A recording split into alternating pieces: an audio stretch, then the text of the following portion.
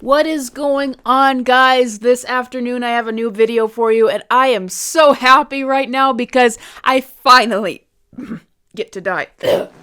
I finally have some good news for you all. Some excellent news. News that I never thought I would ever live to see the day.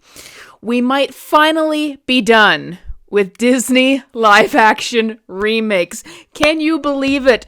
I cannot believe it. But it is true. That is what the streets are saying right now. And it might have been Snow White 2025 that dealt the death blow, and that Disney live-action remakes will no longer be the big thing coming out from Disney.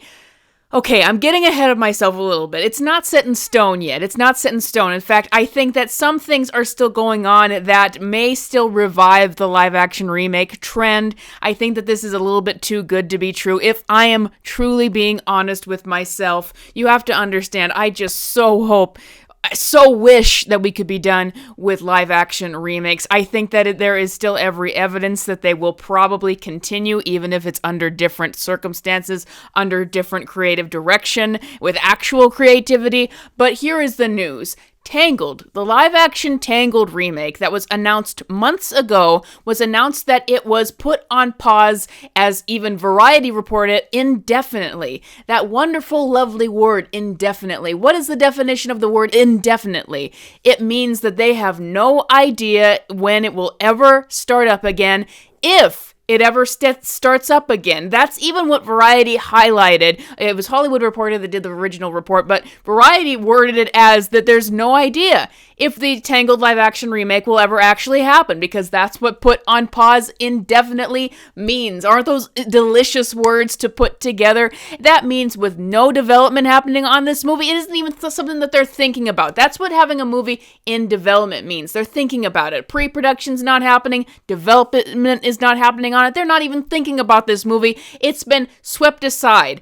Now, they didn't say that it's wholesale canceled and that they'll never do it, but as of now, they're not working on a Tangled live-action remake. They're not going to be casting it, not going to be writing it, not going to be planning for any sort of direction with it. It is just put on hold. And isn't that delicious? Isn't that wonderful? Tangled is one of my favorite Disney movies of all time, and I was dreading what a live-action remake of that would become. But to know that there's a chance, so you're saying there's a chance, a small chance that either won't get made, or even on the far off chance that it does get made, it might be completely different than what it would be. That is just such a relief. But let's talk about it and why this might be happening. Well, there wasn't a concrete reason given by Disney for why it's on hold, but the articles quickly deduced, and they just mentioned, this is coming right on the heels of Snow White being one of the most expensive movies ever made, and therefore becoming one of the biggest box office bombs and disasters ever. And that has to be the only correlation, if not causation, that we see between this news happening. Snow White was just such a disaster. It might have, at the very least, forced Disney to reconsider what is happening with their live-action remakes. And you have to understand that at this point, they have had a lot of failure with live-action remakes. In fact, there hasn't been a successful live-action remake in theaters since before COVID, The Lion King 2019. And before you say Mufasa, here's the problem with Mufasa. Yes, it's in the genre of live-action remakes, but while it is the only thing in that people group with that made any kind of money over time, it is also the only film that isn't actually a live-action remake. Mufasa is a prequel to The Lion King, just one that chose to do the live-action style pattern off of the 2019 movie, but it was not the same as what you see with things like Aladdin or The Lion King, where it is a shot-for-shot remake that is just a boring, worse version of the original, and you always know what's going to happen, it's just going to play out worse.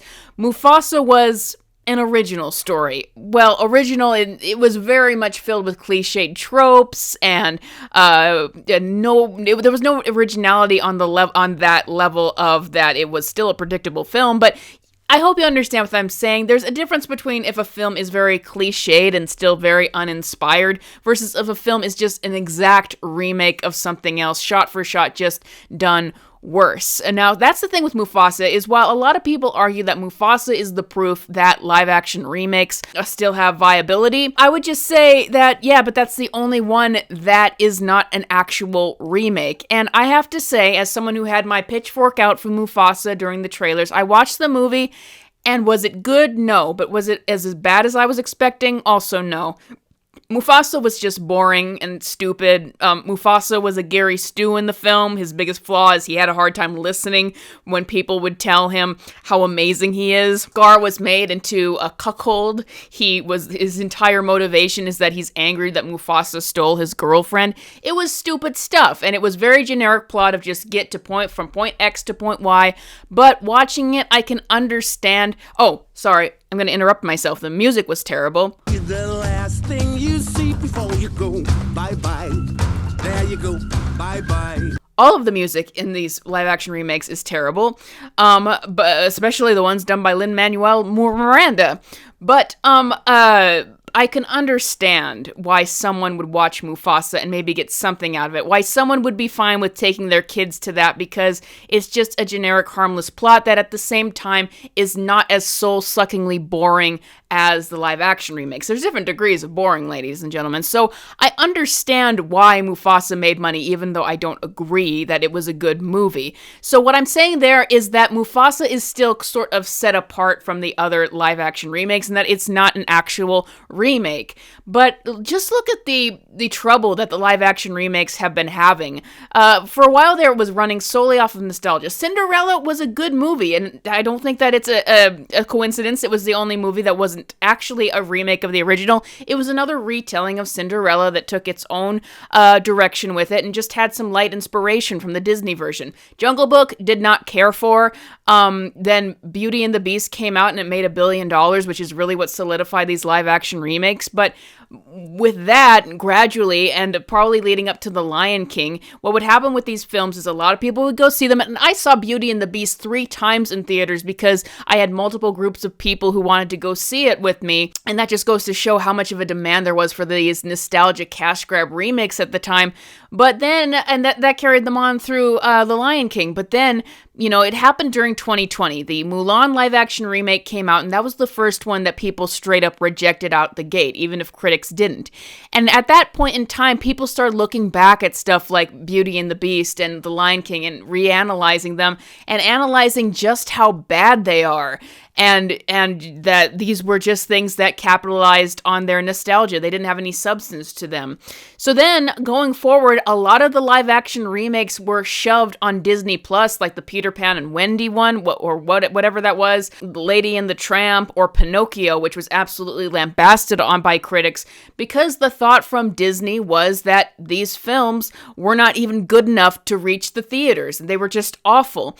And then when we did get some live-action remakes in theaters like Little Mermaid, it did not do well. It bombed in comparison to its budget, and the days of making billion-dollar live-action remakes seem to be over. And then Snow White is just an extension of that. Live-action remakes are the easiest thing to criticize from Hollywood. That's something that everyone agrees on. They're soulless, they misunderstand the creative intent behind them, and they're just cash grabs. And it seems to be something that might have run its course. And the fact that Disney is finally freezing productions on these things is telling me that they're finally acknowledging that. And this is what I mean by the IP farming cannot last forever. There are a lot of things that aren't viable anymore. Remember the Terminator franchise? That ran its course a long time ago through bad movies and nostalgia milking there. The same thing appears to be happening to live action remakes, or is it? And here's the big question, is that they say what might be happening, and by they say I just mean the chatter online, is that Disney is merely waiting. They're merely waiting to see how Lilo and Stitch does, which they're marketing like crazy right now, and waiting to see how to Train Your Dragon does, to see how they should go forward there. And I think that is 100% true. And this is the big downturn of this that means it might not be over for live action remakes. Is Lilo and Stitch gonna get a lot of money? Is How to Train Your Dragon gonna get a lot of money? Or even if they, make their money back, is it really going to be an impressive profit to really go forward on this live-action remake machine wholesale? Are the days of billion-dollar live-action remakes done? That's a big question. I think that it is confirmed. I think it's solid that Lilo and Stitch and How to Train Your Dragon are at least going to do decent business, if not billion-dollar films. And here, I think, is the question that Disney faces right now. Is this because people have just rejected the concept of live-action remakes in general at this point, or are there other factors that have made them reject them? Is it because these films are too much shot-for-shot remakes of the original? But that might not be the only thing, because on the other hand, you have movies like Snow White that don't care for their source material at all and are constantly lambasting their source material and talking about how things need to be corrected and fixed, that also do terrible. And then becomes the question, is it just because you race-bent the lead actresses and you tried to take the narrative that this is a progressive version, this is a better version, and that obviously got a lot of hate online, both Little Mermaid and Snow White. So you have to have the questions there. Is it just one element that is turning people off? Do they need to keep everything as reverential and similar to the original as possible? Or but when they do that, they get accused that everything is just a shot-for-shot remake. So what is the real way going forward with these? Well, I would say the way going forward is the Cinderella way. When they made their remakes in the beginning, they allowed their directors to have actual creative visions with these movies. They were not merely shot-for-shot remakes of the originals, nor were they disrespectful to the originals. They took inspiration and reverence for them and used that as their inspiration for their films, but they let them be their own things as well. And that is what these things should be if they're going to exist at all. I've not been liking the How to Train Your Dragon trailers whatsoever. Now the word from CinemaCon is that the movie is actually very, very good. Fair enough. If the movie turns out good and they find a new way to do it and they find a way that's very entertaining and that actually adapts a storyline to what it would be with the creative steps that you would take if it's live action rather than just a purely shot-for-shot remake, then I'm all for it. If Lilo and Stitch does not look bad so far. That's why I'm not against this film. I want to see what it is, but if it's good, then I don't have a problem with these things being successful. I don't have a problem, like fairy tales like Beauty and the Beast, Cinderella, Rapunzel, they're going to be told and retold by generations to come, but what makes the new tellings more interesting is when each of those versions have something, anything that is their own identity, anything that makes it interesting in its own right.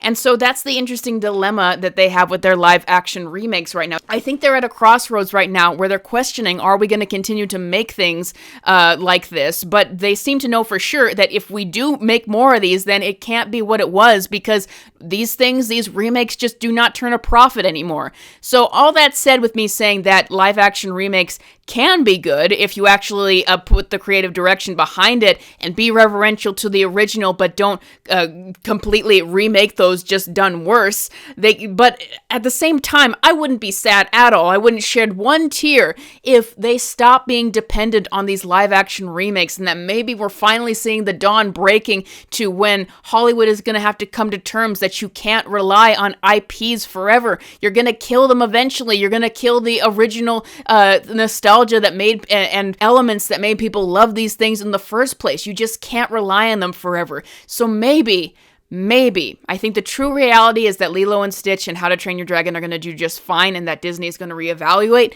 But whether you are just taking a new approach to your live action remakes and actually allowing some creativity and soul in them, or if you just stop doing them already, it seems that we might finally have a brighter future ahead for these movies and storylines. So I was glad to finally report what might be some good news here. So thank you, Snow White 2025, and thank you for everybody who worked on that film, because you finally might have killed the live action formula as it was. Thank you, patrons, as always, for supporting this channel. If you want to support this channel, please check out my Patreon. I have a list of short films that I've been practicing on as I'm learning filmmaking elements, and I will see you guys next time.